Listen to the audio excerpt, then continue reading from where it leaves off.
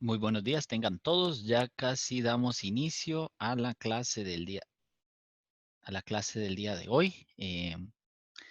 Estamos 29 de septiembre. Voy a dar unos minutillos más para que se integren más personas y de esa forma todos estén sincronizados con la clase. Hoy empezamos a ver lo de los compensadores eh, y ya el jueves vemos lo del proyecto.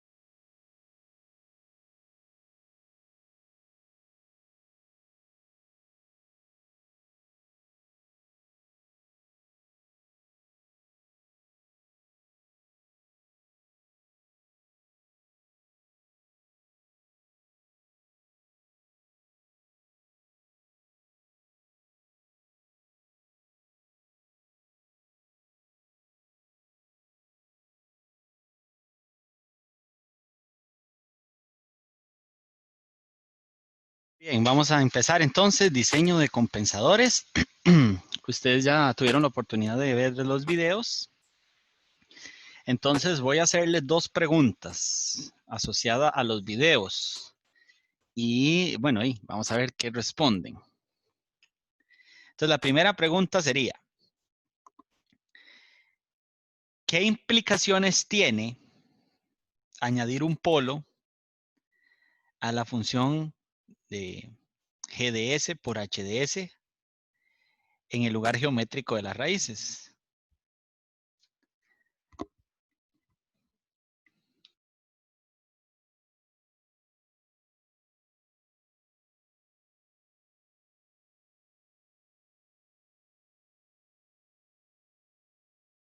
Marco Soya, ¿qué puede decirnos al respecto?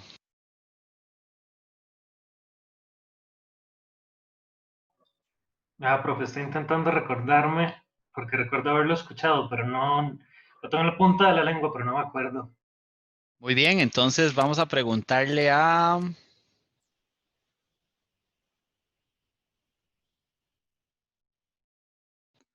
Pablo Cosman. ¿Qué nos puede decir al respecto?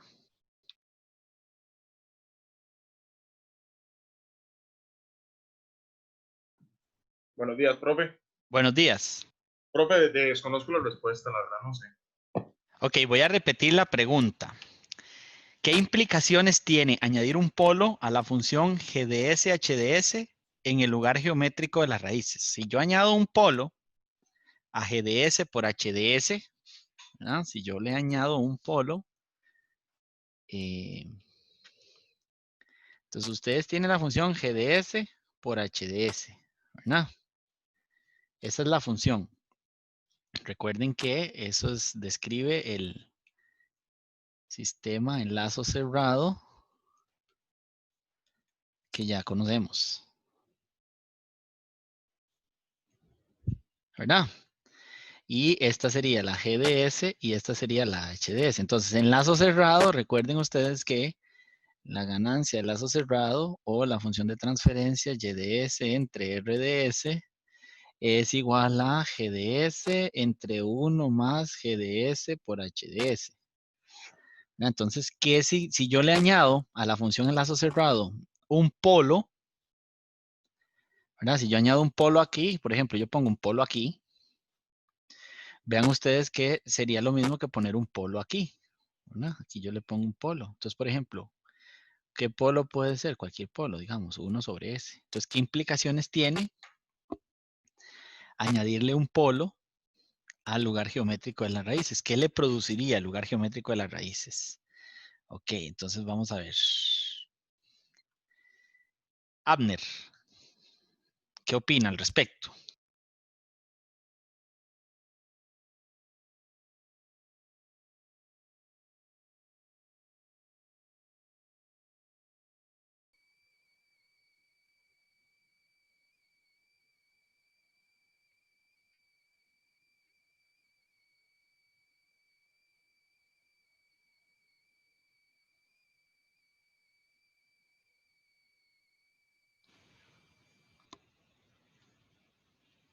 Abner,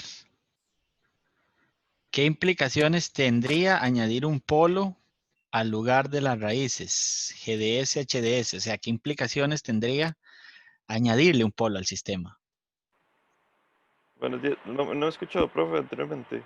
O sea, No, no no me escucharon. escuchamos. No, Ahora sí me escuchan. ahora sí lo escucho bien.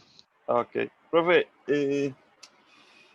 sinceramente no sabría responder la pregunta. Bueno, la respuesta sería algo como que, bueno, el lugar geométrico de las raíces, recuérdense ustedes, todos ustedes, que es un Profe, dibujo. perdón, Sí, el lugar se modificaría, se movería hacia la izquierda o la derecha. Y exacto, digamos, exacto, exacto. Exactamente, por ahí voy, ¿verdad? y que Aquí, depende, cambiaría, aquí lo importante es este, eso, ¿verdad? El lugar de las raíces es un dibujo. Recuerden eso, es un dibujo. Yo tomo el plano complejo, ¿verdad? Tiene parte imaginaria, parte real. Ese es mi plano complejo, ¿verdad? Yo dibujo el plano complejo. Aquí estaría la variable sigma y aquí estaría la variable j omega. Entonces, el lugar de las raíces que ustedes dibujan le corresponde a una función de transferencia, GDS por HDS. Entonces, cuando yo añado un polo, tengo dos alternativas, o sea, tengo dos posibilidades. A ese dibujo, ¿verdad? Se puede correr para uno de los dos lados, ¿verdad? ¿Qué significa que se puede correr? O sea, el dibujo se va a movilizar. Recuérdense que el lugar de las raíces, final de cuentas, es, son líneas, ¿verdad? Son líneas, son ramas que siguen cierta trayectoria, desde un valor de K igual a 0 hasta K igual a infinito. Y se define la estabilidad de ese sistema, ¿verdad? Dependiendo de los valores de K. Recuérdense que los valores de K no son cualquier valor, tienen que ser valores que hacen, según el criterio de Ruth, que el sistema sea estable. Entonces no tienen que haber cambios de signo ni nada de eso. Entonces es muy importante ver qué sucede cuando yo le añado algo al lugar de las raíces, porque en este momento lo que nosotros vamos a hacer con los compensadores es añadirle cosas a nuestra función de transferencia. Nosotros le vamos a añadir sistemas que van a resolver ciertas características, pero es muy importante entender qué va a suceder cuando yo le ponga estas cosas nuevas a mi lugar de las raíces, porque algo le tiene que pasar.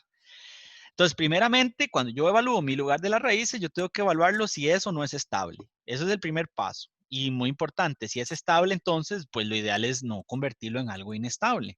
Entonces, cuando yo añada un compensador de estos, tengo que procurar que no lo vuelva inestable. O sea, que aparte de que le estoy colocando algo que va a ser una función que yo quiero que haga, no quiero que el sistema se me descompense más bien. Entonces, cuando yo añado un polo, recuerden ustedes que el lugar de las raíces, final de cuentas, es algo aquí, ¿verdad? Es un dibujo acá. eh, ese dibujo del lugar de las raíces, eh, ¿verdad? Aquí está por aquí puede haber un polo, y por aquí puede haber otro polo, por aquí puede haber un 0, ¿ok? Entonces, yo le voy a añadir algo. Yo necesito que este lugar de las raíces se convierta en algo estable. Acuérdense que el lugar de las raíces finalmente lo que define son valores de K, ¿verdad? Al final de cuentas se construye usando diferentes valores de K que cumplan con el criterio de ángulo. Entonces, vean ustedes qué está sucediendo cuando yo le añado un polo aquí. Ven, yo le añado un polo, 1 entre S. Entonces, esto es un número complejo. Yo le estoy añadiendo un número complejo ahí. O sea, el número complejo es algo que está compuesto por el módulo y el argumento, ¿verdad? Entonces, ¿qué es lo que está sucediendo ahí? Yo le estoy añadiendo aquí un cambio al sistema cuando yo añado un polo. Y ese cambio en el sistema, vean ustedes que agrega un ángulo, ¿verdad? Negativo. ¿Lo ven? Cuando estoy dividiendo entre S, añade un ángulo negativo. O sea, el ángulo resultante para cada valor de K ahora va a cambiar, porque le estoy añadiendo un ángulo negativo, ¿cierto? Porque es 1 entre S, ese número complejo está abajo. Y cuando yo le añado ese número complejo ahí abajo, entonces el ángulo es resta, ¿cierto? Entonces el ángulo resultante se está modificando, ¿verdad? Ese ángulo negativo se está modificando. Entonces eso lo que produce es que mueve el lugar de las raíces en esta dirección, hacia la derecha. ¿Lo ven? Porque ese ángulo negativo, entonces corre todas las Ks, o sea, todos los puntos me los corre hacia la derecha cuando se añade ese polo. Y entonces, ¿qué estaría produciendo? Vean que estaría moviendo el lugar de las raíces, todo el lugar de las raíces hacia este punto. Y si yo escojo, recuerde que los valores de K que yo voy a usar normalmente tienen que ser positivos. Entonces, si yo corro ese lugar de las raíces hacia ese punto, hacia la derecha, entonces estaría produciendo también que pueden haber que eso, el valor de K que yo haya definido antes, ¿verdad? Para que el sistema sea estable, puede ser que ese valor de K se corrió hacia la derecha, acá, y cayó en este otro lado del semiplano. Entonces recuérdese que no deberían de haber cambios en el valor de K en cuanto al signo. Pero entonces al correrlo para ese otro lado, entonces lo estaría corriendo y estaría haciendo un cambio de signo en los valores de K. Entonces ese cambio de signo me podría generar Ks negativos y podría hacer que yo vuelva el sistema inestable. Entonces eso es algo importante a comprender. Si yo añado un polo a el lugar de las raíces y lo muevo hacia la derecha, entonces tengo que tratar de colocar un 0 que me permita hacer que el sistema no se mueva tanto hacia la derecha. ¿De acuerdo? Ese es el asunto, hacer que no se mueva tanto hacia la derecha para evitar en la medida de lo posible cambios en K. Ok, entonces el otro asunto es, ok, yo también tengo que añadir un 0. Entonces, ¿cuál sería el efecto de añadir un 0 al lugar de las raíces? O sea, añadir un 0 al GDS por HDS. ¿Cuál sería el efecto final de añadir un 0 a ese sistema? Entonces vamos a ver, ¿quién podría respondernos esto? Tal vez Leonardo. Sí, ¿Cuál sería el efecto de añadir un 0, Leonardo?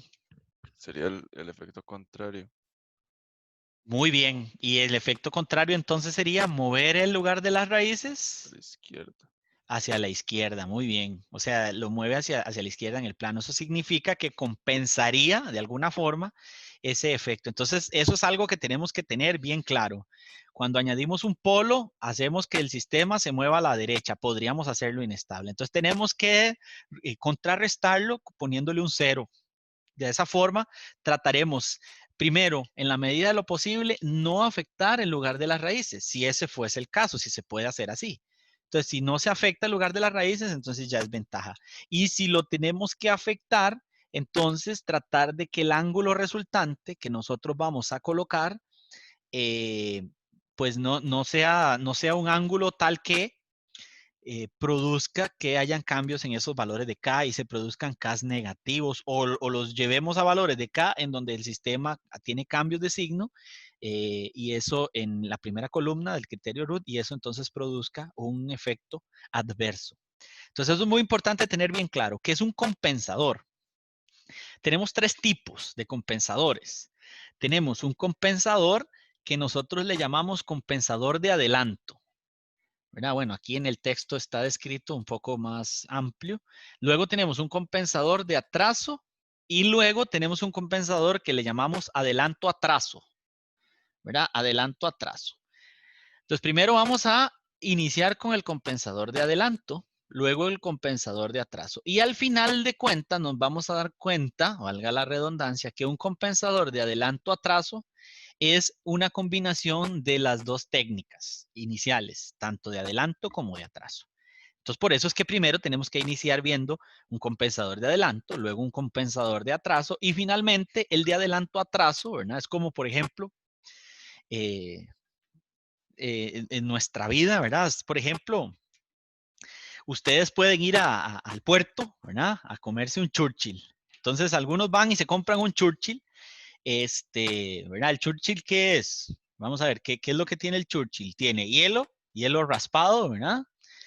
¿Qué más? Sirope, eso es lo que tiene el Churchill, hielo raspado, sirope. ¿Y qué más? ¿Qué más tiene el Churchill? ¿Algunos de ustedes saben que tiene un Churchill? Aparte de hielo raspado y sirope, ¿qué más? Leche condensada y leche Leche pelito. condensada. ¿verdad? Leche en polvo y leche condensada. Eso es un Churchill. Helado. Y bueno, helado, ¿verdad? Sin el helado, pues no es nada. Sin el helado es un copo. Y entonces hay gente que le gusta el copo, hay gente que le gusta el Churchill. Entonces, ¿qué sería eso? Bueno, ustedes vienen y dicen, bueno, ok, yo quiero un Churchill con leche en polvo y leche condensada y helado, ¿verdad? Entonces la persona va y le trae el Churchill. Pero entonces ustedes dicen, ok, no, pero yo quiero un Churchill nada más que tenga leche en polvo, ¿verdad? Y entonces llegan y le traen el hielo raspado con leche en polvo y sin sirope. Entonces, no, suave, esto no es un Churchill, ¿verdad? Porque le falta el sirope. Entonces vean ustedes que el compensador de adelanto y el compensador de atraso pueden ser, ¿verdad? Un compensador, el de adelanto puede ser un Churchill que solo tiene leche en polvo y sirope y hielo raspado. Mientras que el compensador de atraso, ¿verdad? Es el mismo Churchill, nada más que ahora le ponen leche condensada. Entonces usted dirá, ¿pero qué es eso? Imagínense, ya el compensador de adelanto tiene sirope, que eso es una bomba de azúcar, nos mata cualquiera, ¿verdad? O sea, diabetes es cualquier cosa y tiene leche en polvo. Entonces, digamos que la leche en polvo también nos sube la diabetes hasta el máximo. ¿Por qué? Porque tiene lactosa, que también es una situación ahí particular de carbohidrato, o sea, es un azúcar. y es un tipo de azúcar igual que el azúcar que tiene el sirope, entonces nos mata, ¿verdad? Entonces ya eso es un compensador de atraso. Perdón, de adelanto. Entonces ustedes le echan la leche condensada para generar el efecto contrario. ¿Cuál es el efecto contrario? Sería de no matarnos de una vez porque es más azúcar. Entonces de ahí nos produciría una bomba de insulina y hasta ahí llegamos. Y entonces ustedes dicen, bueno, no, para mí el compensador de adelanto es solamente el Churchill con leche en polvo. Ah, no, para el otro el compensador de atraso sería el Churchill con leche condensada. Y para todo el mundo entonces el compensador de adelanto y atraso sería el Churchill con leche en polvo y leche condensada. Entonces, final de cuentas es un Churchill también. Todos los tres son un Churchill, pero uno tiene una función, el otro tiene otra función y finalmente el último es la combinación de los dos. Entonces, final de cuentas, la técnica es la misma, ¿verdad? La técnica es exactamente la misma y entonces, al final de cuentas, los tres son compensadores, solo que uno hace una cosa, ¿verdad? Uno me genera diabetes tipo 1, el otro me genera diabetes tipo 2 y el último me genera la diabetes que me mandó al cementerio. Entonces, por ahí va, esa es una analogía interesante, ¿verdad? Con el Churchill. Entonces, al final de cuentas es eso. Vamos a aprender a hacer uno, después el otro y después la combinación de los dos es el resumen de las dos técnicas. Ok. Entonces, en cuanto a compensación de adelanto, este documento yo se los voy a subir, ¿verdad? No se preocupen. Tiene sus explicaciones y todo el asunto ahí. A nosotros lo que nos interesa, a final de cuentas, son las expresiones finales. Pero para llegar a esas expresiones finales necesitamos entender ciertos parámetros o ciertas cuestiones. Entonces, en el caso del compensador de adelanto, ¿verdad? La fórmula o la función de transferencia de un compensador de adelanto es esta que está aquí. Esta es la fórmula, esto es el compensador de adelanto. Entonces, eso es lo que nosotros le vamos a meter al sistema. Cuando yo les decía a ustedes o les preguntaba, bueno, ¿qué es lo que se produce cuando ponemos un polo? ¿Qué es lo que se produce? Perdón, cuando ponemos un cero. Entonces, vean ustedes que el compensador de adelanto es eso. Le estamos poniendo al sistema, nosotros a propósito, un polo y al mismo tiempo le estamos poniendo a propósito un cero. ¿Lo ven? Esas dos cosas. Eso es un compensador de adelanto y tiene ciertas particularidades.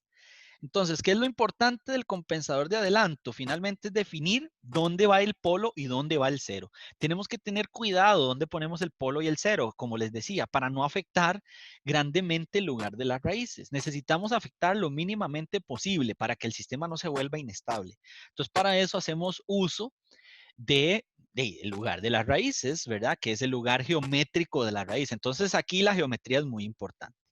¿Qué cosas importantes también tengo que saber? Bueno, como esta es la forma del compensador de adelanto, vean ustedes que aquí tiene una constante alfa que se pone multiplicando a el compensador, ¿verdad? Como una especie de constante. Y también está aquí, ¿verdad? Multiplicando a el polo. Entonces vean ustedes que esa constante alfa define el polo.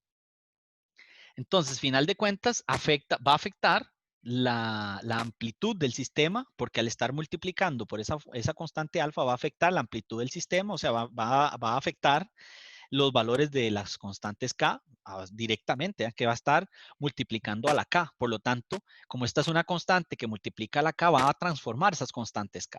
Entonces, ¿qué va a producir? Recuerden que esa constante K es como una especie de ganancia que multiplica el sistema. Entonces, vean ustedes qué va a producir. Va a producir que el sistema se adelante, o sea, que el sistema tenga un sobreimpulso mayor al que ya tiene originalmente, porque va a multiplicar la constante K y eso va a hacer que sea mayor. Ahora bien, eso se podría producir si el valor de alfa fuese mayor que 1. Entonces, no quiero hacer eso. ¿Por qué? Porque si hago eso, entonces lo que voy a producir es inestabilidad en el sistema. Entonces, primero tenemos que limitar los valores de alfa. Y entonces el valor de alfa se va a limitar a este rango. El valor de alfa va a estar entre 0,05 y 1. ¿Y por qué no mayor que eso? Porque vean ustedes que al final de cuentas, si es mayor que 1, va a generar inestabilidad en el sistema. Entonces eso es muy importante. Por eso es que se describe la fórmula ahí. Pero el compensador que nos interesa a nosotros, ¿verdad? Es este. Esta es la fórmula que yo voy a usar. Entonces vean ustedes que ahí se define una constante T, que es el cero del sistema. La constante T primero define el cero. Entonces, el paso número 1 que yo tengo que hacer es definir ese cero, ¿verdad? Tengo que definir ese cero. Entonces, recuerden ustedes que el cero tiene un efecto, ¿verdad? Corre el sistema hacia la derecha, perdón, hacia la izquierda, y luego el polo lo corre hacia la izquierda, ¿verdad? no, perdón, al revés, el polo hacia la derecha y el 0 hacia la izquierda. Entonces ustedes primero definen el polo, aquí está, ¿verdad? Lo primero es que se define, perdón, es el 0, que es menos 1 sobre t, aquí está, menos 1 sobre t. Ese es el valor exacto donde yo defino el 0 del sistema. Y después de eso se define el polo del sistema. Ven ustedes que el polo del sistema está definido en menos 1 entre alfa por t. Entonces el valor de t es un valor que yo voy a definir ahorita, ¿verdad? Más adelante. Y vean ustedes que luego al definir el polo, ese polo multiplicado por alfa, alfa va a estar entre 0,05 y 1, ¿verdad? O sea, va a ser que el valor del polo esté colocado muchísimo más hacia la izquierda, ¿lo ven? Hacia la izquierda se ubica. Y el 0 está más cerca del origen. Entonces vean ustedes que aquí el 0 va a ser más predominante en su efecto, por lo tanto va a contrarrestar el efecto del polo para que el sistema se mantenga lo más parecido al origen, ¿verdad? De su definición en el LGR. Ok, entonces, ¿dónde ubicamos esos dos valores? Vean ustedes que yo voy a definir el polo y el 0 en el plano complejo utilizando este término que se llama polo dominante deseado, ¿verdad? Ahí es donde yo quiero colocar el polo dominante deseado. Y ese polo dominante deseado va a ser el polo que va a tener un efecto sobre el lugar de las raíces, ¿verdad? Entonces, ese polo dominante deseado se va a producir o va a generar el efecto en el sistema que yo quiero, basado, ¿verdad?, en el criterio de ángulo. Entonces vean ustedes que cuando yo coloco aquí el 0, aquí sería la posición del 0, vean que está más cerca del origen, el origen está acá. Entonces ese 0 va a proporcionar al sistema un ángulo que se llama, aquí le pusimos, ¿verdad?, alfa z. Ese es el ángulo que aporta el 0, ¿verdad?, este que se definió aquí en el lugar de las raíces del sistema, y que va a generar este PDD o este polo dominante deseado para que tenga el efecto que yo quiero, ¿verdad? Y luego se coloca el polo en el lugar de las raíces, en el plano complejo, y ese va a aportar un ángulo alfa P. Entonces el 0 añade el ángulo alfa Z y el polo añade el ángulo alfa P. Y entonces vean ustedes que el ángulo resultante, a final de cuentas, entonces va a ser el ángulo del 0 menos el ángulo del polo, ¿verdad? Entonces yo necesito que ese ángulo resultante, que aquí le llamamos phi, ¿verdad? Ese es el ángulo resultante del sistema, va a producir ese PDD o ese polo dominante deseado, que está definido acá, ¿verdad?, en el lugar de las raíces.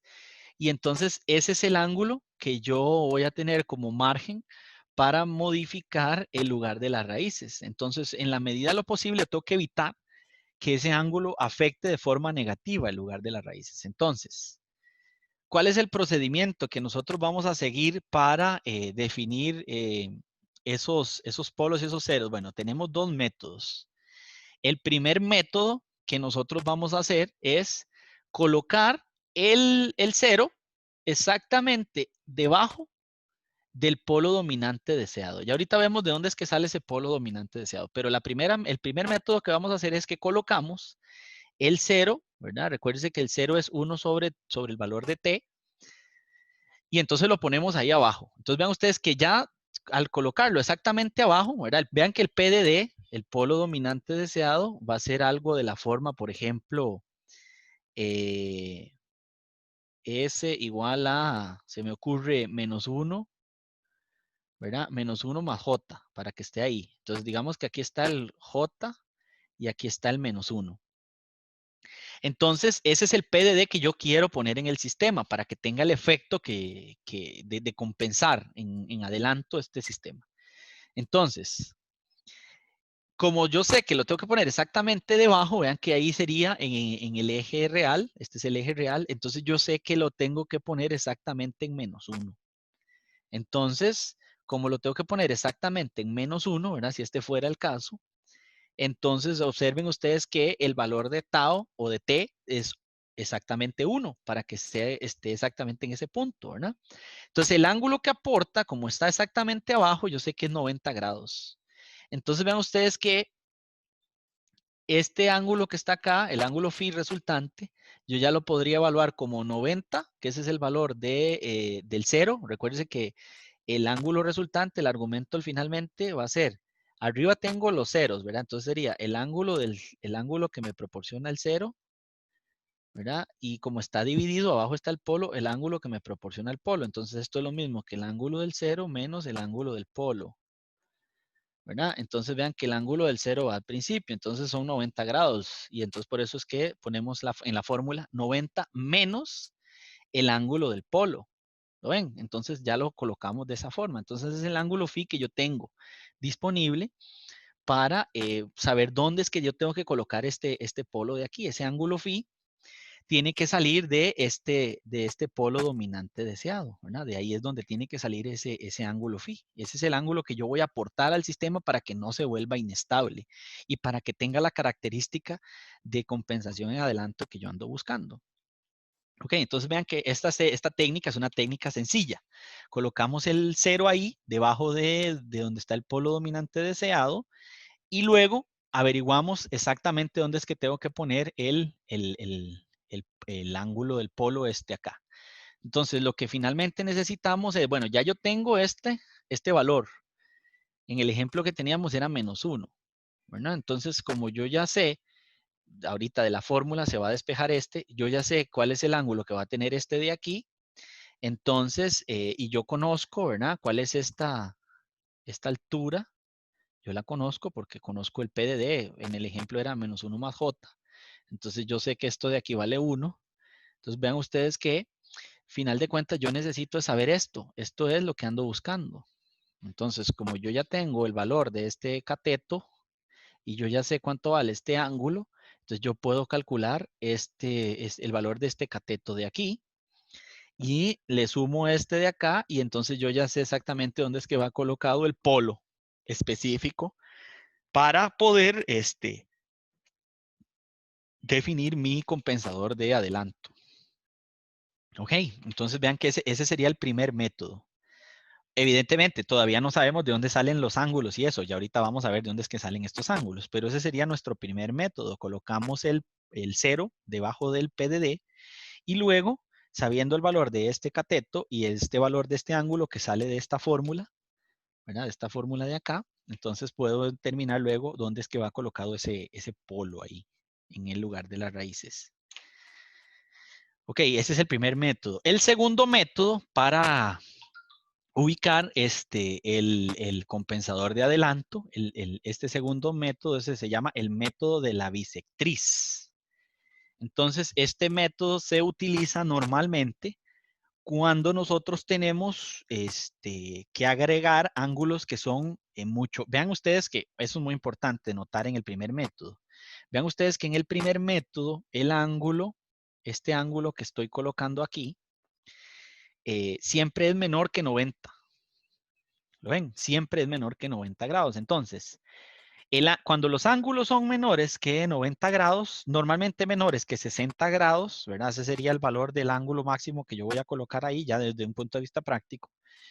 Entonces, el primer método es un método viable. Ahora, cuando yo tengo que colocar un ángulo mayor que 60 grados, qué sé yo, 110 grados, ese es el ángulo que tengo que aportar para que haya una compensación entre el polo y el 0 y no afecten el lugar de las raíces.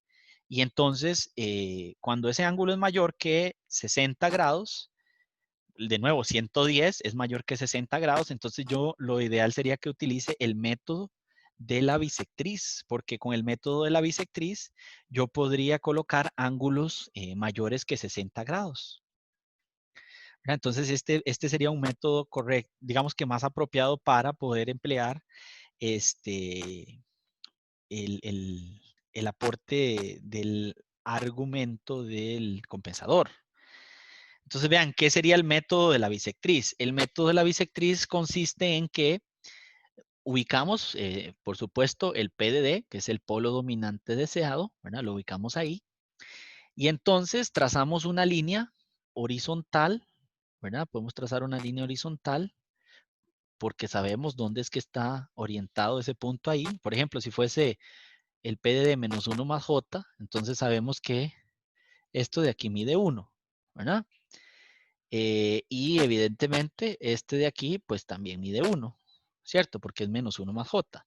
Entonces observen que ahora ya no colocamos el 0 exactamente debajo del polo, porque necesitamos aportar es un ángulo mayor. Entonces trazamos una línea aquí horizontal y luego se traza una línea del PDD hacia el origen. O sea, esa línea simplemente trazamos ahí la línea, colocamos un punto en PDD ahí y luego ponemos la línea hacia el origen. Entonces vean ustedes que ahí se forma un ángulo. ¿Lo ven? Ese ángulo es este de acá. Ese es el ángulo que se forma entre la línea horizontal y la línea que une el PDD con el origen. ¿Ves? Ese ángulo es bastante mayor que 90 grados. Entonces, ¿qué sucede ahora? Necesitamos trazar una línea bisectriz. ¿Qué sería la línea bisectriz? Entonces, yo sé cuánto vale este ángulo. Yo sé exactamente lo que vale. ¿Por qué? Porque yo sé dónde está el polo del PDD y yo sé que esta línea de acá es una línea que es horizontal, ¿verdad?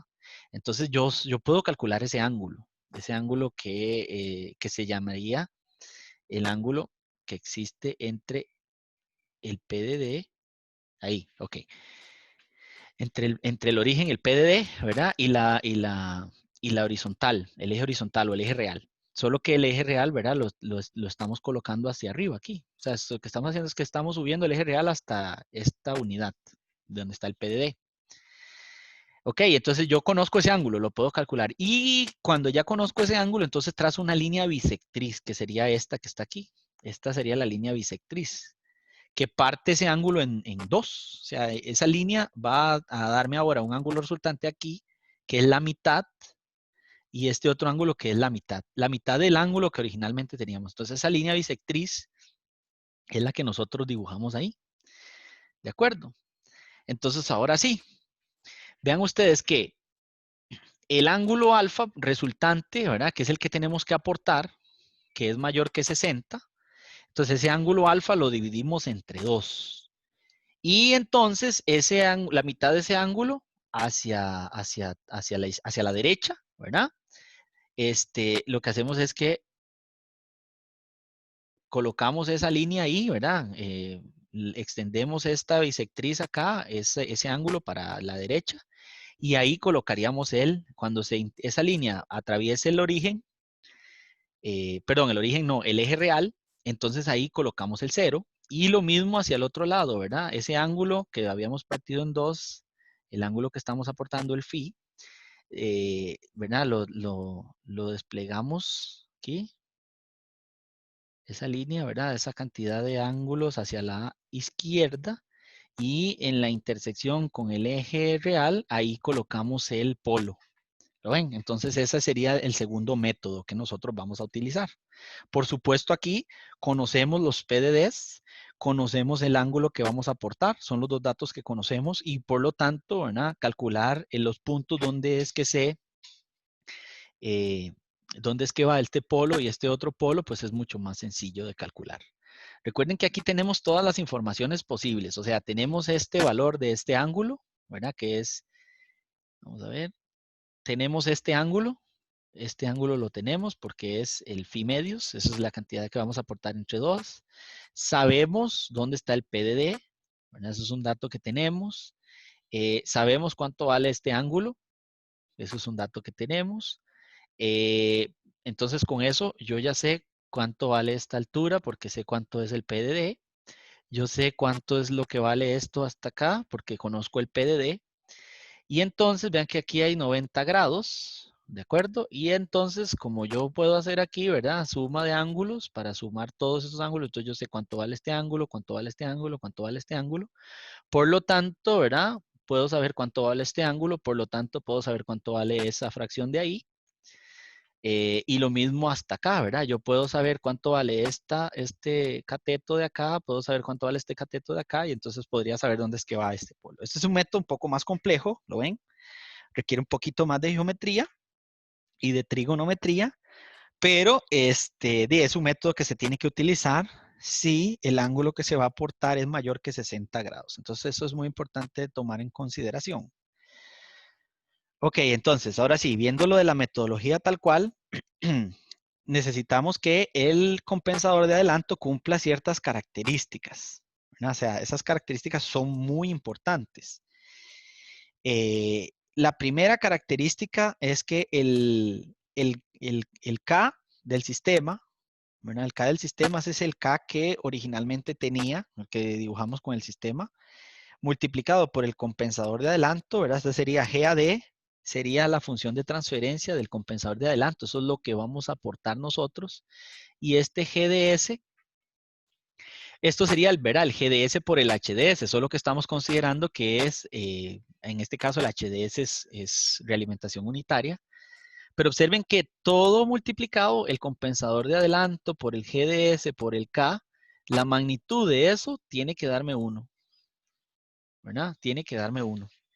Entonces, basado en eso, es que yo puedo entender cuál es el aporte que debería de generarme el compensador de adelanto en este sistema. Entonces, recuerden, el compensador de adelanto es este. Esta es la fórmula del compensador de adelanto.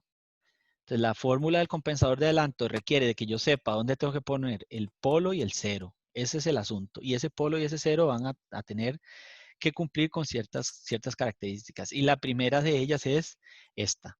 Se debe de cumplir que la magnitud de el compensador de adelanto por la constante por el sistema me tiene que dar 1. ¿Por qué 1? Bueno, porque recuerden ustedes que la idea es que el sistema, todo junto con el compensador, no tenga error, ¿verdad? Entonces ese 1 significaría que la salida pues va a seguir la entrada. De eso se trata, ¿verdad? Los compensadores finalmente lo que buscan es que cuando yo le pongo una entrada al sistema, ese sistema siga esa entrada de manera estable. Entonces de eso se trata.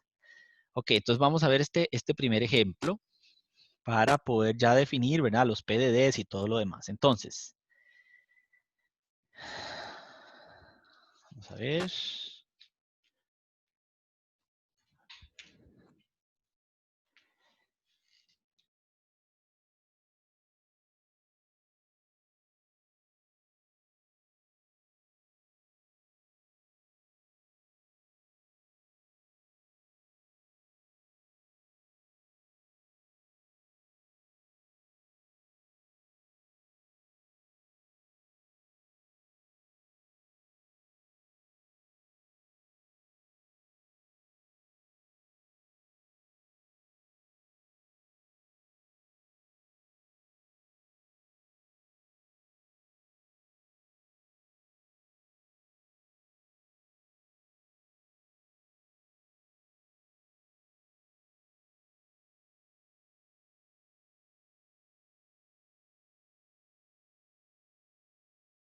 Ok, entonces el ejemplo dice, para un sistema de control como mostrado en la figura 1.1, vamos a ir, no podemos olvidar que la figura 1.1 es esta. El sistema que nosotros queremos implementar es el típico que hemos visto, ¿verdad? Tiene una entrada, tiene su salida compensada, tiene, bueno, la función de realimentación, ¿de acuerdo? Tiene, esta es la función del sistema, esta es la planta, perdón, este sería la función del sistema que yo voy a implementar. Y este podría ser, por ejemplo, el compensador de adelanto, este podría ser el compensador de atraso, esta es la planta, este es el sistema de realimentación. Entonces es un sistema como el que se muestra ahí en la figura.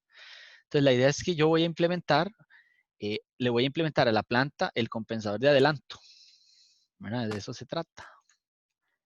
Podría implementarle los dos al mismo tiempo, pero en este caso le voy a implementar el compensador de adelanto. Entonces, bueno, la función de transferencia del sistema es esta que está aquí. Bueno, esa es la función de la planta que yo quiero controlar. Dice que la función de transferencia del medidor y del accionador son unitarias Y se tiene que la función de transferencia del proceso viene dada por la ecuación 1.3. Ahí está. Se desea que se diseñe un compensador tal que los polos dominantes de lazo cerrado se encuentren en, bueno, ya en este ejemplo nos dan los polos dominantes. ¿De dónde salieron esos polos dominantes? Bueno, ya más adelante nosotros vamos a ver que los polos dominantes, estos surgen de ciertas expresiones, ¿verdad? Entonces, el sistema que nosotros siempre vamos a diseñar va a estar aproximado a un sistema de segundo orden. Entonces, de esto ya lo habíamos visto nosotros. Nosotros sabemos que un sistema de segundo orden y su respuesta, ¿verdad? Recuerden que el sistema de segundo orden tiene una respuesta subamortiguada, sobreamortiguada y críticamente amortiguada. Entonces, nosotros queremos que el sistema se comporte de una cierta forma. Entonces, necesitamos que el sistema sea un sistema de tipo subamortiguado, ¿verdad? Para que tenga una forma de funcionar como así, ¿verdad? Entonces, el sistema de segundo orden que yo quiero aproximar, entonces normalmente tiene las soluciones de sus polos, ¿verdad? Normalmente son de esta forma. Así. Entonces, estos PDDs salen de esto, ¿verdad? De aquí. Entonces, vean ustedes que estos PDDs salen de un factor de amortiguamiento, de una frecuencia de resonancia específicas. Entonces, ¿de dónde salen ese factor de amortiguamiento? Bueno, del comportamiento que yo quiero que tenga el sistema. Entonces, por ejemplo, si yo quiero, por ejemplo, que el sistema tenga un tiempo de estado estacionario de tanto, ¿verdad? Entonces puedo usar, por ejemplo, el criterio del 2%, que es 4 entre el factor de amortiguamiento por la frecuencia de resonancia, ¿verdad? Este sería el criterio del 2%. O podría usar el tiempo de estabilización para el criterio del 5%, que sería este de aquí. Entonces puedo usar cualquiera de los dos, ¿verdad? Entonces este sería el tiempo de estabilización.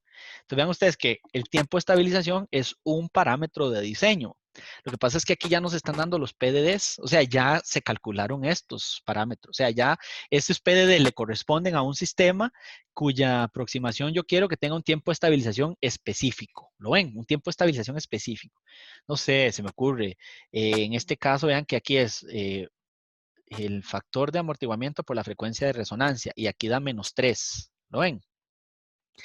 Entonces, si se hubiese usado el criterio del 5%, que es este de aquí, vean ustedes que el factor de amortiguamiento por el omega n, para ese tiempo me tiene que haber dado 3. Entonces, si yo multiplico el TS por el Xi por el omega n, para que me dé 3, entonces TS por Xi por omega n me tiene que haber dado 1. Para que eso de ahí de 3, el Xi por omega n de 3, y entonces lo puedo poner aquí. ¿Lo ven? Entonces, por ahí va el asunto, ¿verdad? Entonces, el factor de amortiguamiento por la frecuencia, por el tiempo, me dio 3. Entonces, por ahí va. Ahora, evidentemente eso no es suficiente. Recuerden además que para poder encontrar el factor de amortiguamiento, ¿verdad? O el Xi, también se necesita el dato del sobreimpulso. Y la fórmula del sobreimpulso es la misma fórmula de sobreimpulso que ya nosotros hemos utilizado para estimar el factor de amortiguamiento, que era la fórmula aquella que tenía la exponencial, ¿verdad? Del factor, etcétera. Entonces, esa es la fórmula que nosotros vamos a usar para determinar el Chi. Entonces, vean que nosotros calculamos el Chi, tenemos un tiempo, y entonces eso nos da el omega n, ¿verdad? Después de ahí yo podría utilizar la otra fórmula para despejar de ahí el omega n, y entonces de esa manera yo ya tengo el omega n, tengo el Xi, y basado en este criterio, y entonces puedo conjuntar este criterio con el criterio del sobreimpulso para poder descartar una u otra. Entonces vean que en este caso los PDDs que me dan en el ejercicio, estos ya están calculados basados en los parámetros que el sistema tiene que cumplir. Entonces, por ahora no me voy a preocupar de calcular los PDDs, ya me los dan. Entonces, es un ejercicio que adelanta bastante la forma de resolución. Entonces, recuerden, aquí lo que estamos es diseñando un compensador de adelanto. Y esos son los PDDs del compensador de adelanto. Entonces, esta es la planta del sistema. A esa planta es la que yo le voy a poner este compensador de adelanto. Entonces, ahora sí, lo que sigue es utilizar el criterio del ángulo, ¿verdad? Recuérdese que los PDDs ese PDD tiene que estar en el lugar de las raíces. Entonces, el asunto ahí es que yo este sistema que está aquí, tengo que construir el lugar de las raíces. Y ahora, este PDD que está acá, yo tengo que comprobar que esté dentro del lugar de las raíces. Ahora, ese sistema, para que esté dentro del lugar de las raíces, tiene que cumplir el criterio del ángulo. Entonces, lo primero que vamos a hacer, ¿verdad? Comprobar el criterio de ángulo. Entonces, recuérdense que en el asunto, el criterio de ángulo, yo lo que tenía que hacer era evaluar los PDDs. Entonces, en este caso, evalúo, ¿verdad? Recuerden que el PDD es menos 3 más 2 raíz de 3j, más menos j, 2 raíz de 3. Esos son los PDDs, los polos dominantes deseados del sistema. Entonces, esos dos polos tienen que estar en el lugar de la raíz. Entonces, evaluamos. Evaluamos la función de transferencia porque recuerden ustedes que ahí es donde tiene que estar, ¿verdad? El lugar de la raíz fue generado con ese sistema. Entonces, los polos tienen que estar ahí.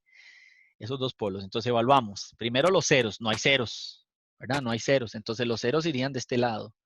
Como no hay ceros, entonces lo que sigue es, ¿verdad? Los polos. Y entonces por eso es que todo el mundo tiene menos aquí. Entonces hay un polo en el origen. Entonces evaluamos el primer polo en el origen. Menos 3 más 2 raíz de 3j. ¿No ven? Ahí lo evaluamos. Menos 3 más 2 raíz de 3j. Pues evaluamos de uno en uno, ¿verdad? No podemos evaluar los dos. Ese sería, y el argumento de eso. O sea, esto calculamos el ángulo de eso. ¿Verdad? Usamos la fórmula tangente a la menos 1 de esto y esto. Nos fijamos dónde están, si es para ver si hay que hacer algún ajuste. Y ese sería el del polo en el origen. Ahora vamos con el otro polo, ¿verdad? El otro polo es que está en 2, en menos 2. Entonces, evaluamos ahí, ¿verdad? Con el menos 3 más raíz de 2 por raíz de 3j y calculamos el argumento. Entonces, vean ustedes que el argumento del primero me dio del 0, perdón, del primer polo en el origen, 180 menos 180,89. Menos 130,89, el menos es de la fórmula acá. Y el otro me dio 106,11 con el menos que viene de la fórmula. Entonces, hacemos la suma de esos dos y me da menos 237. Recuerden que tiene que cumplir el criterio de ángulo. ¿Cuál es el criterio de ángulo? Como tiene que estar en el lugar de las raíces, entonces tengo que usar la fórmula, ¿verdad? 2i más 1 por pi o por 180 para saber si está o no dentro del lugar de las raíces. Entonces, en este caso usamos el i igual a 0. ¿Verdad? Hacemos el 2i más 1 por 180. Y entonces usamos i igual a 0. Entonces nos queda 180. ¿Verdad? Entonces ahí nos fijamos. Tiene que ser múltiplo de 180. Este me da menos 237. Es diferente de 180 o menos 180 que está en el mismo punto, ¿verdad? Así es, 180 o menos 180 es exactamente el mismo punto. Entonces aquí necesito ver cuánto le hace falta a este polo dominante deseado para que esté dentro del lugar de las raíces. Entonces necesito saber, ¿verdad? De aquí para acá cuánto hace falta, de 237 para llegar a 180. Entonces, ¿cuánto le hace falta? Entonces, si sumamos, ¿verdad? Ahí serían 20, 200 y 37, 57. Entonces, ahí está. Eso sería el argumento que le hace falta a este PDD para estar dentro del lugar de las raíces. Entonces, ya tengo el ángulo phi necesario que mi compensador de adelanto tiene que aportar al lugar de las raíces para que el polo esté dentro del lugar de las raíces. ¿Verdad? Entonces ahí está, ese sería el primer dato importante que extraje con la ayuda de los PDDs. Entonces ahí está, ese es el phi. Ok, entonces si usamos el primer método, que el primer método era, recuerden, definir el cero. Primero, primero definimos el cero. Entonces, ¿dónde ponemos el cero? Si nos fijamos, el PDD era menos 3, ¿verdad? 1, 2, 3. Entonces era menos 3 más 2 por raíz de 3. Eso es, raíz de 3 es 1,80 y resto. Entonces es 3 raíz por 2. 3,46. 1,73 es raíz de 3. Entonces da 2. 3.46. Entonces este de aquí sería 1, 2, 3 y por aquí arriba, ¿verdad? Por ahí está. Entonces el polo está, el PDD está aquí. Ese es el PDD aquí. Entonces recuerden, el primer método era definir en el compensador de adelanto el 0 exactamente aquí, debajo del PDD. Entonces lo definimos en -3. Recuérdense que esto era igual a menos 1 sobre T, ¿verdad? Menos 1 sobre T. Entonces, si ustedes se fijan en la expresión acá, ¿verdad? Eso es el 0. Eso es menos 1 sobre T. ¿Lo ven? Entonces, aquí de una vez yo podría calcular directamente el valor donde está ese, ¿verdad? Si yo calculo ese alfa. Entonces, recuerden que el alfa va a estar entre 0,05 y 1. Entre esos dos valores tiene que estar el alfa. Entonces, podría calcular el alfa ahí, ¿verdad? Para estimar dónde está ese. Pero como estoy usando el método de que va debajo, entonces lo que necesito es calcular el ángulo. Ese ángulo que va a aportar al final. Entonces, ahí está, ¿verdad? El ángulo es, voy a bajarle un toquecito aquí. No, ahí se me fue mucho. Bueno, voy a subirlo más bien. Ahí. Ahí, ok, ahí. Entonces vean ustedes que ahora ya está, este es el 0, ¿verdad? Este es el 0 que yo estoy definiendo. Ahora necesito acá definir el polo, ¿verdad? Ese es el polo. Recuerden que aquí el ángulo es 90 y este es el ángulo que yo voy a aportar. Entonces recuérdense que el phi era 90 menos el ángulo del polo. Menos el ángulo del polo. ¿Lo ven? Entonces, el phi es 57, ¿cierto? Entonces yo necesito despejar ese ángulo del polo. Entonces lo despejo, ¿verdad? Y el ángulo del polo, entonces va a ser 90 menos el phi, ¿verdad? 90 menos el phi, que sería 57. Entonces 90 menos 57, esto me da 33 grados. Entonces ese es el ángulo del polo. O sea, este ángulo acá es 33 grados. ¿Lo ven? Entonces, recuérdense que yo ya conozco el valor de este cateto de aquí, que es 2 por raíz de 3. Entonces, yo conozco esto de acá. 2 por raíz de 3. Y ya conozco este ángulo. Entonces, yo ya puedo calcular el valor de este cateto que está aquí. Este. Ya lo puedo calcular. ¿Verdad? Entonces, y después, ¿verdad? Finalmente le sumo el valor que está acá, que es 3. Entonces, calculo el valor de ese cateto, ¿verdad? Yo aquí tengo que tangente de este ángulo, tangente de 33, es igual a este de acá, ¿verdad? Y entre X. Entonces, ahí despejamos, ¿verdad? Entonces, tangente de 33 es igual a Y entre X. Yo necesito X, ¿verdad? Entonces X va a ser igual a el valor de Y entre la tangente de 33 grados, ¿verdad? Que eso es lo que está aquí. Entonces el Y yo sé que es 2 raíz de 3, ese es el valor que está ahí, y abajo la tangente de 33. Y le sumamos ¿verdad? Este valor 3, ahí está. Y entonces ese sería el valor donde está ubicado exactamente el polo este. Entonces ahí calculamos, ¿verdad? 3 más 5.33 dará esto que está en la fórmula. Y ese sería el valor donde va el polo. Entonces este va en 8.33. Y el 0 ya estaba en -3. Entonces vean ustedes que ya la función de transferencia del compensador está listo. Entonces este sería, ¿lo ven? El compensador de adelanto que pusimos. El 0 está en S más 3 y el polo está en S más 8.33. Ahí está. Ese sería nuestro compensador de adelanto que cumple con los PDDs que definimos antes, ¿no? Ahora necesitamos calcular el valor de la constante K.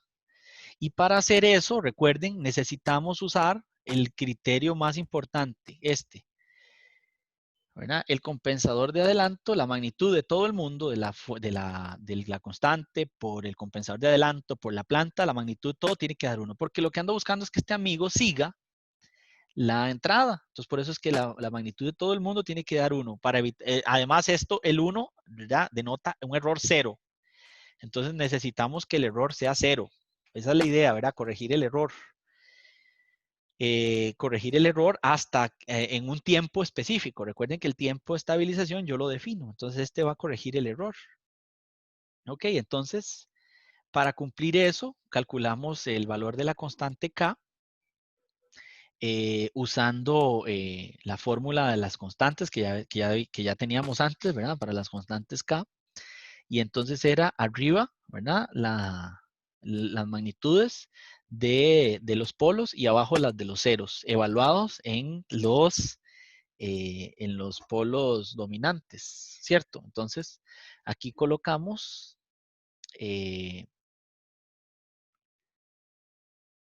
este es el 0, ¿lo ven? Entonces aquí evaluamos el polo dominante deseado, ¿verdad? Que vamos a usar, que es el que estaba arriba.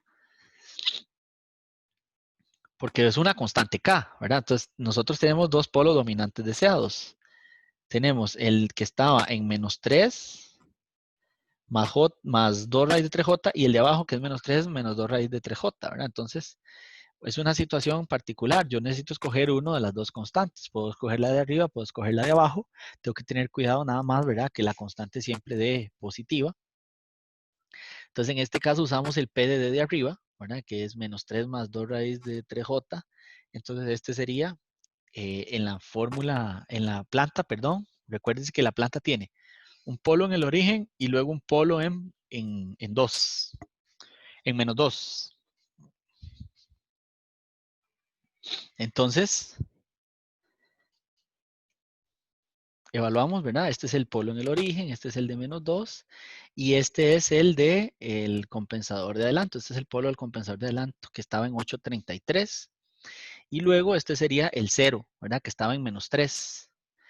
Entonces calculamos las magnitudes. Recuerde que la magnitud es parte real al cuadrado más parte imaginaria al cuadrado, raíz. Entonces calculamos todas esas magnitudes. Y recuerden que en la fórmula, ¿verdad? Vamos a ir a la fórmula otra vez para que no nos perdamos. ¿Verdad? La constante K por esto, tiene que ser igual a 1. ¿Verdad? Entonces, si yo despejo aquí la constante K, entonces la constante K va a ser igual a 1 entre la magnitud del GAD por la magnitud del GDS, ¿verdad? Esta sería la magnitud de la constante K que sale de esto, ¿lo ven? Porque aquí estamos encontrando la constante K que sale de esos. Entonces, al final tenemos que darle vuelta a esa constante. Entonces, por eso es que en la fórmula aparece así, ¿lo ven?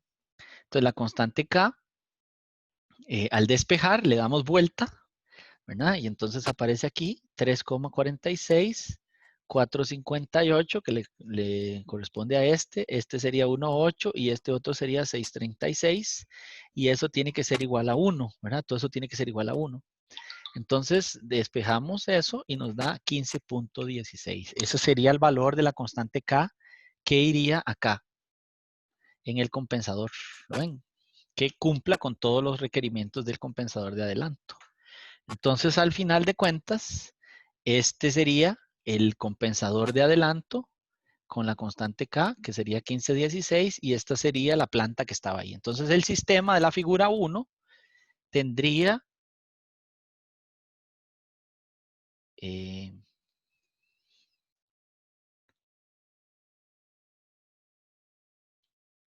aquí va HDS, ¿verdad? Está K igual a 1. Aquí iría el compensador de adelanto y aquí sería la planta. Y aquí está la constante. Perdón, la salida. Esta sería la entrada más y esta es la señal de realimentación. Entonces sería así, ¿verdad? Este sería mi compensador de adelanto. Esta sería la planta.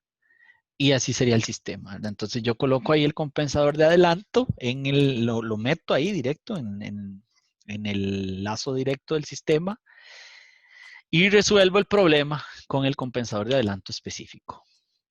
Muy bien, entonces, esa es la forma de definir el compensador de adelanto, ¿verdad? Recuerden, los PDDs se definen basado en los criterios de aproximar el sistema a un sistema de segundo orden. Entonces usamos la fórmula para el MP y la fórmula para el tiempo de estabilización, que se requiere, ¿de acuerdo? Entonces, por ahí va el asunto. Entonces, ahora, lo que necesitamos es definir un compensador de atraso. Entonces, vean que el método para definir el compensador de adelanto utiliza el ángulo que aporta ese compensador para ponerlo en el lugar de las raíces, ¿verdad? Ese es el criterio que usamos inicialmente. Y en este caso, como el ángulo es menor de 60 grados, el ángulo phi que estamos aportando es menor de 60 grados, usamos el criterio 1. Si el ángulo phi fuese mayor de 60 grados, tenemos que usar el criterio 2, ¿de acuerdo? Tenemos que usar el criterio 2. Es obligatorio usar el criterio 2. Y si el ángulo fuese mayor de 120 grados, entonces tenemos que usar el criterio 2 lo que tenemos que hacer es partir en 2 ese ángulo. Por ejemplo, si fueran 125 grados, partimos en 2 el ángulo 125, entonces serían 62.5. Usamos el criterio 1, perdón, el criterio de la bisectriz o el método de la bisectriz para ubicar el polo y el cero. Y además tenemos que entender que tenemos que utilizar un polo y un cero o un compensador, en este caso de orden 2, porque tendría que aportar 2 veces ese ángulo. Entonces es muy importante comprender la metodología que se tiene que utilizar en el caso de que el ángulo sea mayor de 60 y si es mayor de 120. Ok, ahora vamos con la compensación de atraso. Lo normal es que si el sistema tiene que utilizar un ángulo de compensación mayor, por ejemplo, de 150 grados, entonces ya no se podría, ya no se debería de resolver ese sistema con un compensador de adelanto o atraso, tendría que resolverse con otro tipo de regulador. Ok, entonces por ahí es algo importante también. Ahora, ok, el compensador de atraso, vean ustedes que la fórmula del compensador de atraso es y muy similar al compensador de adelanto, ¿verdad? Lo que se hace con el compensador de atraso es que se coloca un cero también y un polo. Pero vean qué diferencia ahora ya no es una constante alfa que se utiliza. Recuerden que alfa iba entre 0,05 y 1. Ahora se utiliza una constante que se le llama beta. Y esa constante beta va entre 1 y 15. Ese sería el valor, el valor máximo de la constante beta. Entonces vean que igual se define un polo, perdón, un cero acá, S más 1 entre T también. Y se define el polo como S más 1 sobre beta T. Vean ustedes que a diferencia del otro, aquí el polo está más cerca del origen.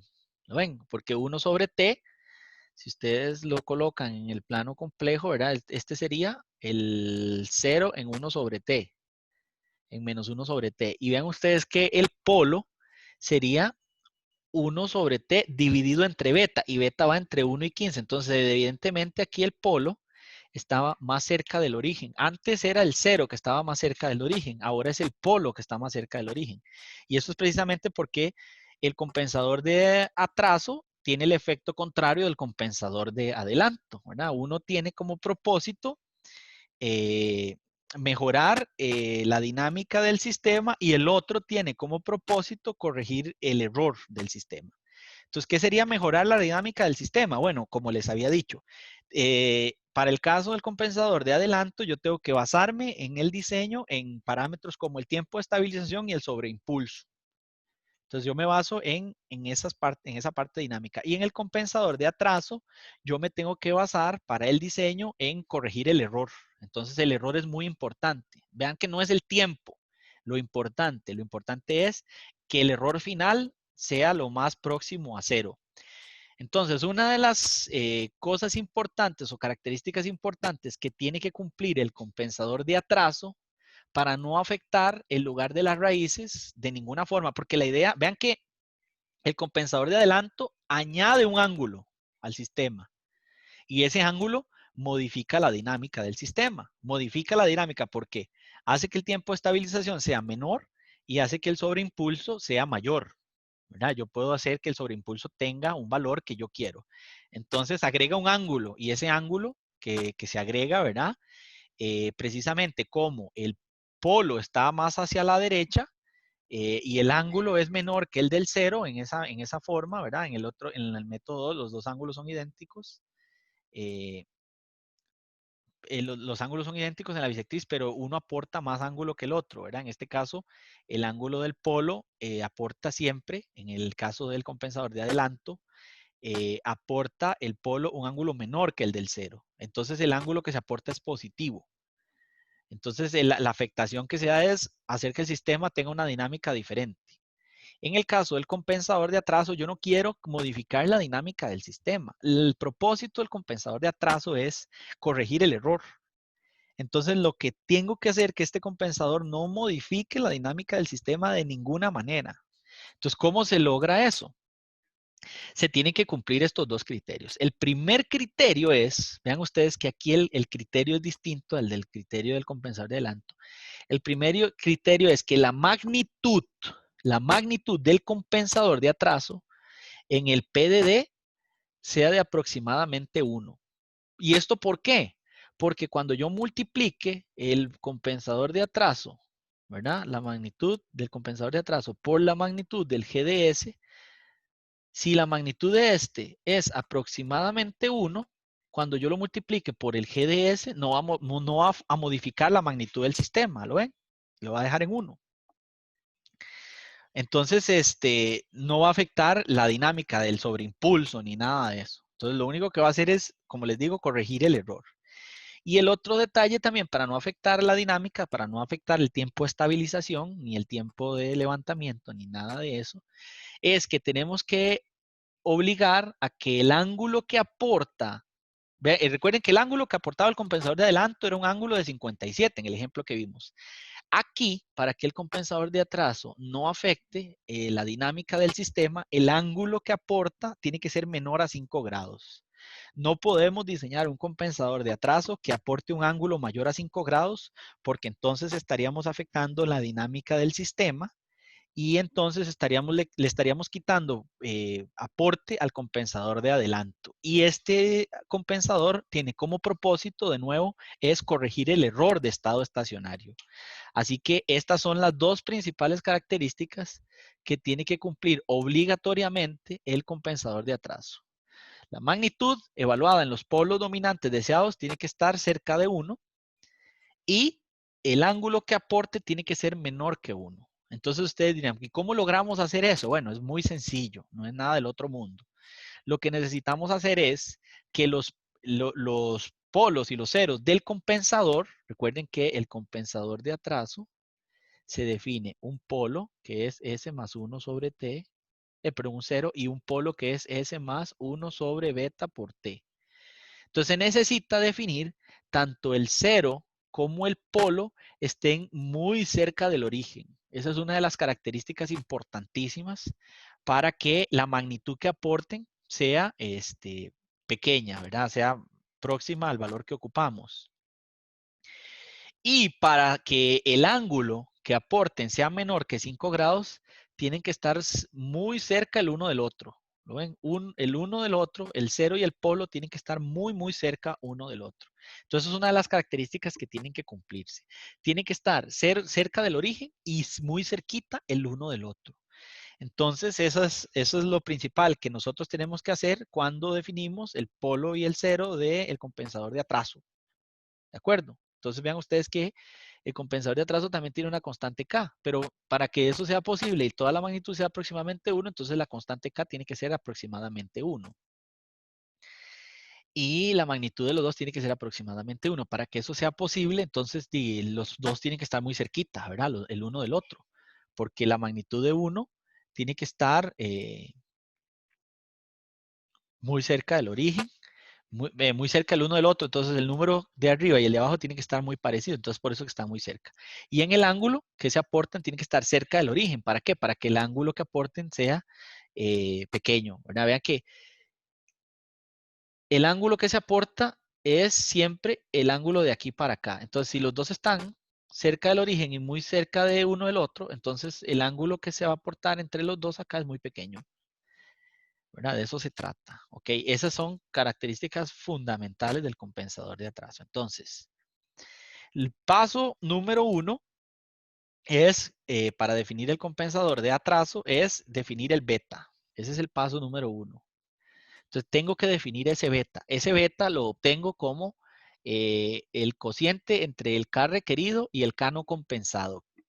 ¿Ok? Entonces eso es el valor que yo necesito, ¿verdad? El K requerido es el K que tiene que tener el sistema para ajustar el error. Y el K no compensado es el K que tiene el sistema sin haber agregado ningún tipo de compensador. Entonces, así es como se calcula el beta.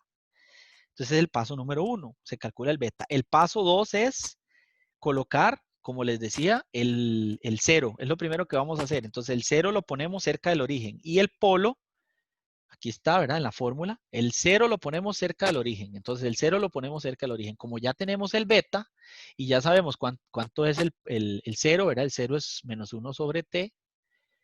Y ya habíamos calculado el beta como es el K requerido entre el K no compensado. Entonces yo ya puedo calcular la posición del polo usando el beta y el 1 sobre t que ya habíamos puesto. Entonces aquí, de nuevo, el 0 se pone, pum, ahí a punta de ojo, ¿verdad? Cerquita del origen. Y luego el polo, a partir de la constante beta, se coloca en el punto donde queremos. Entonces aquí vamos a ver este ejemplo, ¿verdad? Vean que es bastante simple, el compensador de atraso, tiene mucha cosa. Entonces aquí, ¿verdad? Recuerden que lo que ando buscando es corregir el error. Ese es el propósito del compensador de atraso. Entonces, estos polos dominantes deseados tienen como propósito corregir el error. Ese es el asunto, ¿de acuerdo? Es el error lo que tienen que corregir. Entonces, lo más importante de nuevo es corregir ese error. Tengo que corregirlo a como dé lugar. Ok, entonces esos son los polos dominantes deseados. Esta es la planta. Y el K que necesito es 20. O sea, ese es el K que yo voy a necesitar para que el sistema, pues, tenga un error de estado estacionario de tanto. ¿Verdad? Vea que ese es un KV. Entonces, es un K debido a el KV, ¿verdad? Recuerde que la fórmula de KV se calculaba con el límite, ¿verdad? Cuando la función de transferencia tiende a infinito, y la entrada era una entrada tipo rampa, y entonces evaluábamos ese error. Entonces vean que ese KV sale del error que yo necesito de ese KV, ¿verdad? O sea, ese es el error que yo necesito. O sea, el K no compensado lo tenemos que calcular a la función de transferencia, pero este KV es la constante que yo necesito para que el error sea 0 o para que se aproxime a 0, ¿de acuerdo?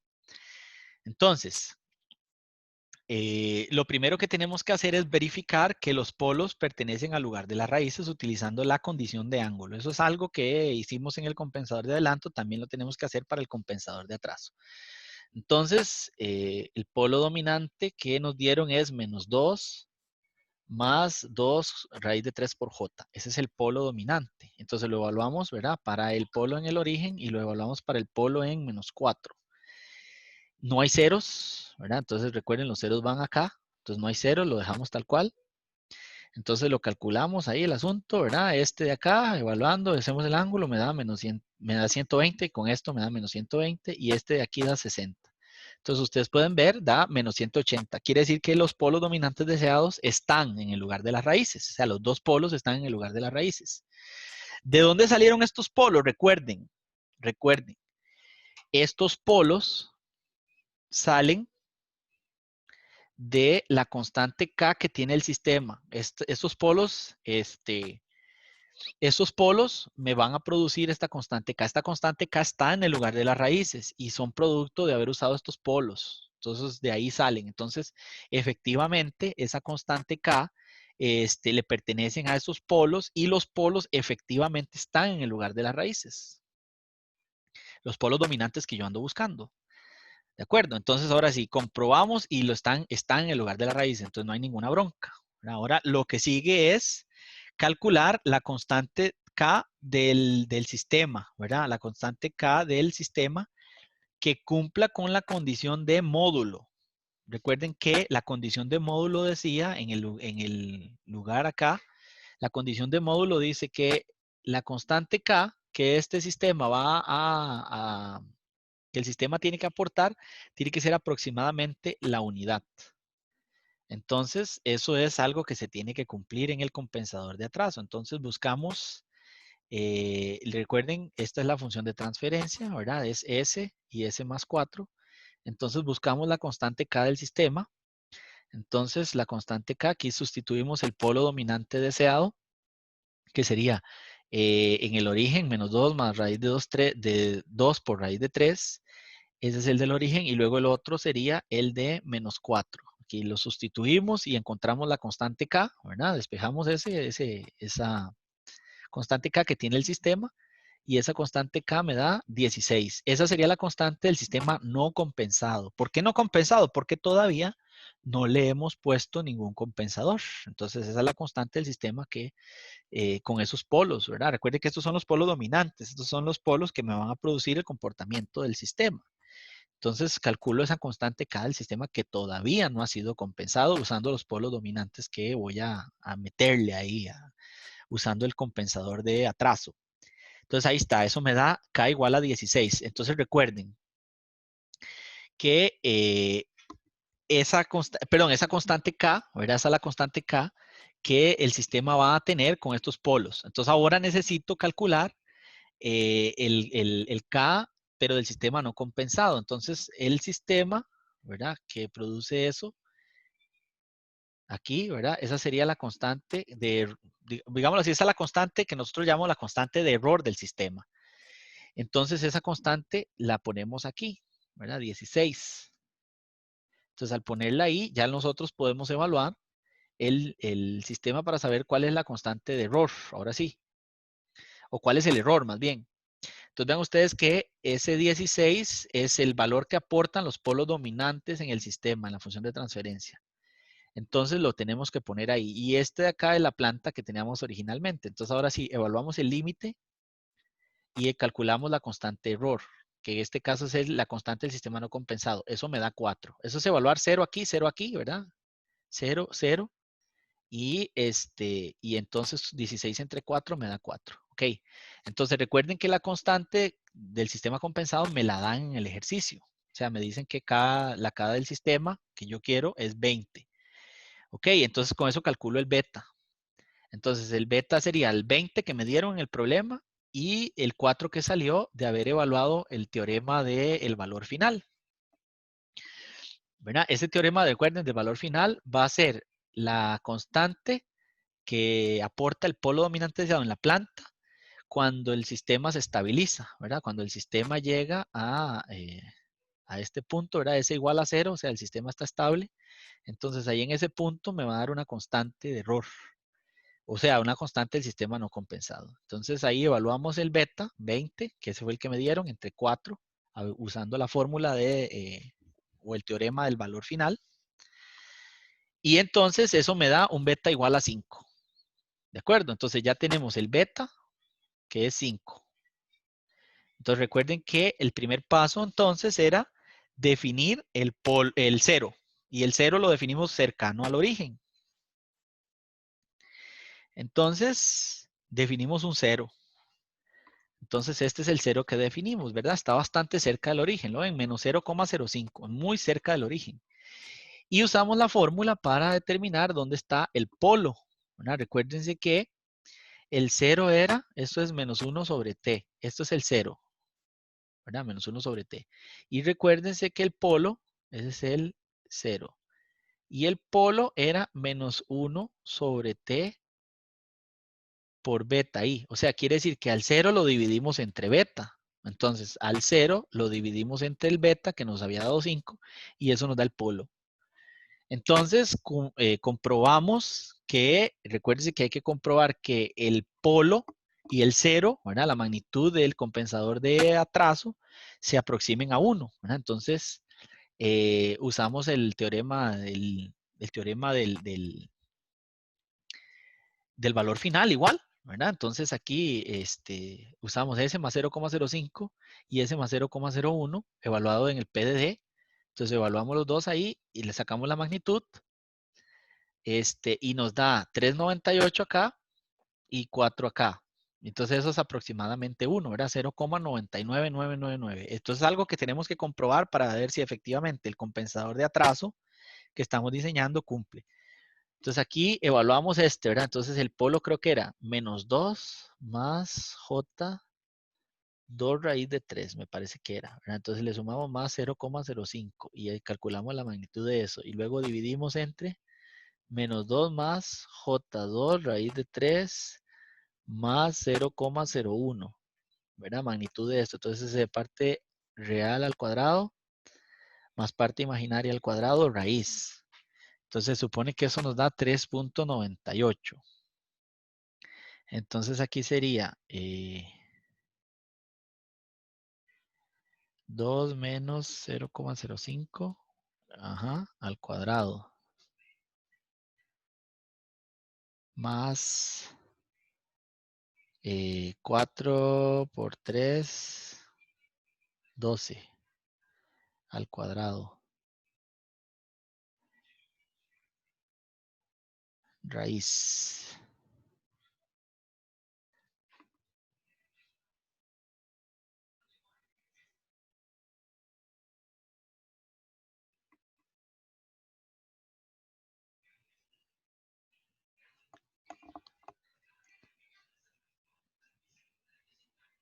Ok, sí, está bien. Y el de abajo igual, ¿verdad? Entonces eso es aproximadamente 1. Ok, entonces ya cumple este, ¿verdad? La condición del módulo es aproximadamente 1, está bien. Y entonces recuerden que también tiene que cumplir la condición de ángulo, que tiene que ser, el ángulo que se aporte tiene que ser menor que 5 grados. Entonces evaluamos con la condición del ángulo, ¿verdad?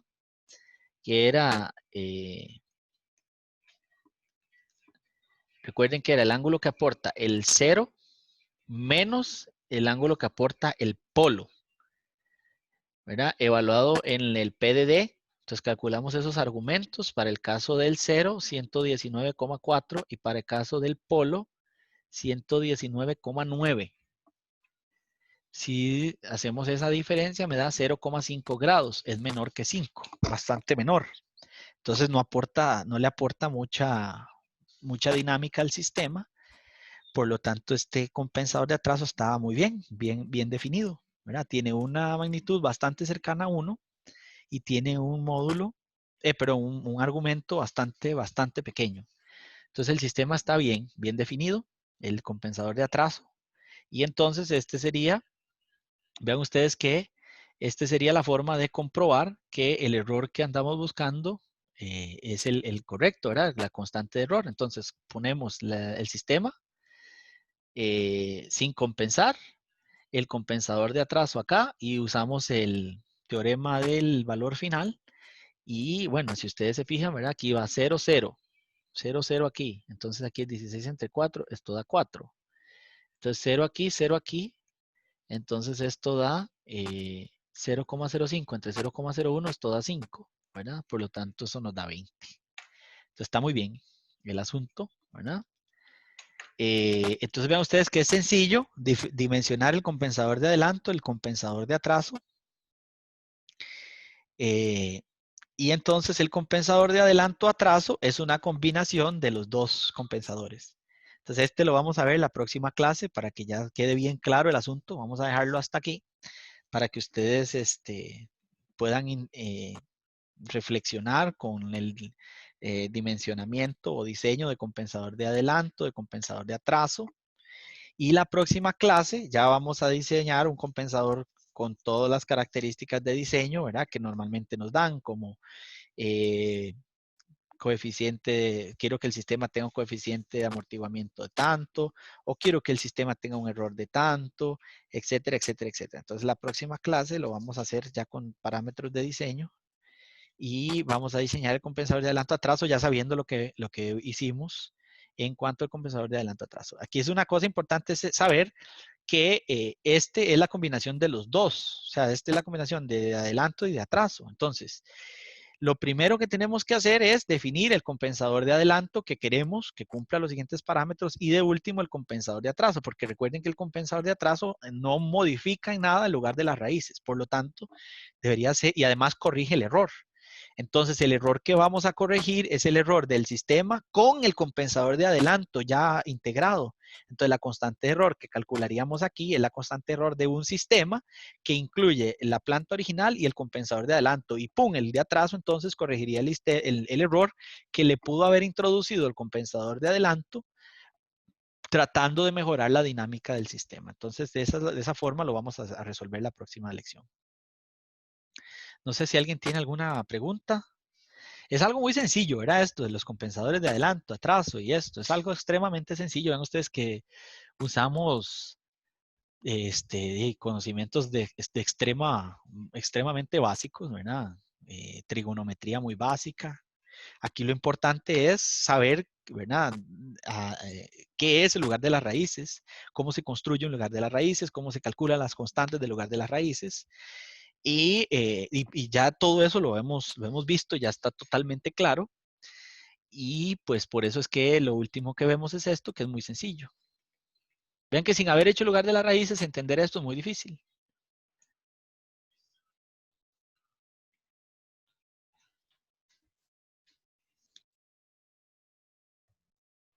Profe, yo tengo una duda, digamos. Sí, dime.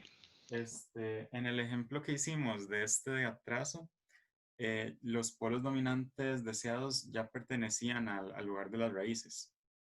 En caso de que uno hiciera este cálculo de los ángulos y no perteneciera, ahí es donde ya hay que hacer adelanto y atraso. No. Es que estos polos ya pertenecen al lugar de las raíces, estos. Ya pertenecen al lugar de las raíces porque queremos que produzcan esta constante. Entonces, esa constante KV20 es un valor de constante. Digamos, si usted dibuja el lugar de las raíces, vamos a suponer que usted lo dibujó, ¿verdad? Entonces, el lugar de las raíces, esa es una parte, ¿de acuerdo? Entonces, usted necesita esa constante de error. ¿Por qué? Porque usted llegó y evaluó su sistema. Vamos a suponer que su sistema es un sistema de velocidad. ¿Verdad? Vea que la constante es constante de velocidad. Supongamos que su sistema es un sistema de velocidad. Entonces, usted llegó y midió su sistema en lazo cerrado sin ningún compensador. Entonces, vamos a ver, usted quiere controlar la velocidad de un carro. Entonces usted llega y usted aprieta, digamos que el carro es eléctrico, entonces usted pone la marcha para adelante y usted aprieta el acelerador y usted llega y le pone el control crucero, ¿verdad? Usted sabe lo que es el control crucero, es que yo quiero que la velocidad esté en tanto. Entonces usted llega y le pone control crucero para 100 kilómetros por hora, 100 kilómetros por hora. Y entonces, usted está diseñando el carro, ¿verdad? Usted llega y le pone, no sé, 100 voltios. Y en 100 voltios ese carro debería ir a 100 kilómetros por hora. Pero resulta que usted tiene diferentes sistemas para comprobar que él va a 100 kilómetros por hora. O sea, usted tiene medidores de velocidad. Y entonces usted mide la velocidad y resulta que la velocidad del carro a ese voltaje de 100 voltios es 80 kilómetros por hora. ¿Comprende? Sí. Entonces usted necesita que ese sistema tenga una constante, o sea, usted tiene que aplicarle a ese sistema una constante tal que su sistema llegue a 100 y no 80. Entonces, ¿cómo se calcula esa constante? Por ejemplo, usted dice, bueno, yo tengo ahorita 80, ¿verdad? Y yo necesito que llegue a 100. Entonces usted dice 100 dividido entre 80. Entonces su constante es 1.25, ¿verdad? Esa sería su constante, la que usted tiene que usar, para que su sistema de 80 pase a 100. Entonces usted dice, yo necesito una constante de 1.25. Entonces esa constante sería esta, de 20. Entonces ahora usted va y busca qué polo dentro del lugar de las raíces le da esa constante, ¿comprende?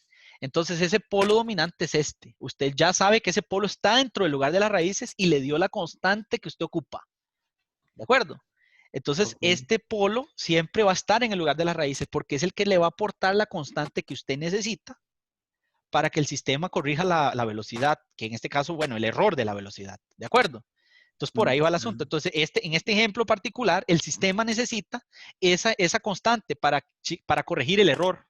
Cuando yo le aporto esta constante al sistema, el error es 0, porque el sistema ya no es 80. Cuando yo le pongo los 100 voltios y yo supuestamente voy a 100, pero no voy a 100, voy a 80, entonces ahora sí, cuando yo le meta 100 voltios, el compensador de atraso entiende que usted quiere ir a 100, kilómetros por hora, no 80. Entonces él ajusta con este error el error y ya le da el valor de velocidad que usted ocupa. Pero entonces, ¿de dónde sale esta constante? Esta constante sale de la constante que yo ocupo para que mi sistema llegue a 100 kilómetros por hora. Y entonces yo voy y busco qué polo dominante me da esta constante en el sistema. ¿Comprende? Sí. Ajá, ajá. Entonces Gracias, el profe. polo siempre va a estar en el lugar de las raíces. Entonces, en el otro caso, el compensador de adelanto, pues yo ando buscando modificar la dinámica del sistema. ¿Qué significa eso? Bueno, quiero un sobreimpulso de tanto y un tiempo de error, de estado estacionario de tanto. Entonces yo ahí estoy haciendo que el sistema vaya más rápido y que porque el sistema va a ir más rápido y entonces al ir más rápido va a tener un sobreimpulso más alto. Entonces yo modifico la dinámica. ¿Qué significa modificar la dinámica? Significa añadirle un ángulo al sistema. Y ese ángulo que le estoy añadiendo es positivo. ¿Por qué? Porque estoy adelantando al sistema. Lo estoy haciendo que vaya más rápido y que tenga un sobreimpulso mayor. Evidentemente, para ir más rápido tiene que tener un sobreimpulso mayor. Entonces yo lo estoy adelantándolo porque le estoy poniendo un ángulo positivo. ¿De acuerdo? Entonces, en este caso, yo modifiqué la dinámica del sistema, pero al modificar la dinámica del sistema es muy probable que también afecte el error. O sea, el sistema ya no va a ir el sistema ahora va a ir de 0 a 100 antes iba en 5 segundos, ahora va a ir de 0 a 100 en 2 segundos, porque yo quiero que el sistema sea más rápido. Pero afecté el error, entonces ya no va a ir a 100, sino que, por ejemplo, va a ir a 110. Ahora ya, como yo ya le hice un control de adelanto para hacerlo más rápido, entonces ahora ya está en 110, tengo que corregir el error.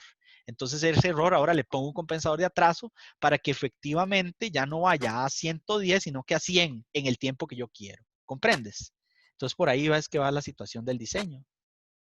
Ok, gracias, profe. Ya entendí. Ok, perfecto.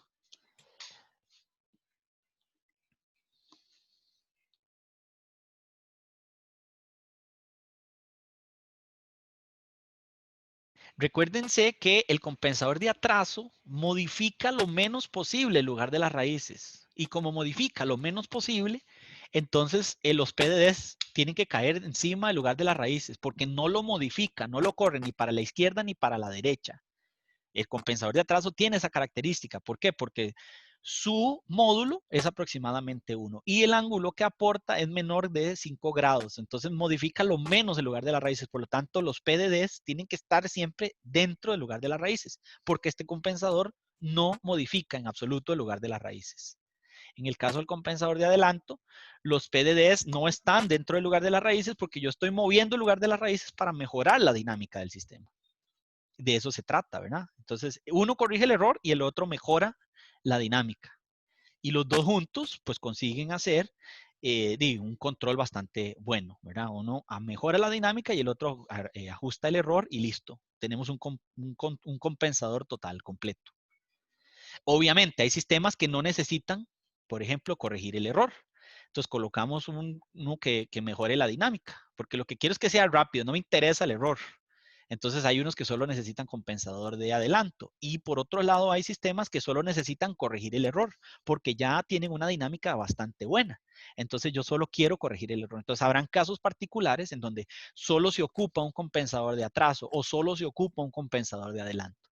Pero cuando se necesita mejorar la dinámica y aparte corregir el error, entonces hay que usar los dos. O sea, es obligatorio. No sé si alguien tiene alguna otra pregunta.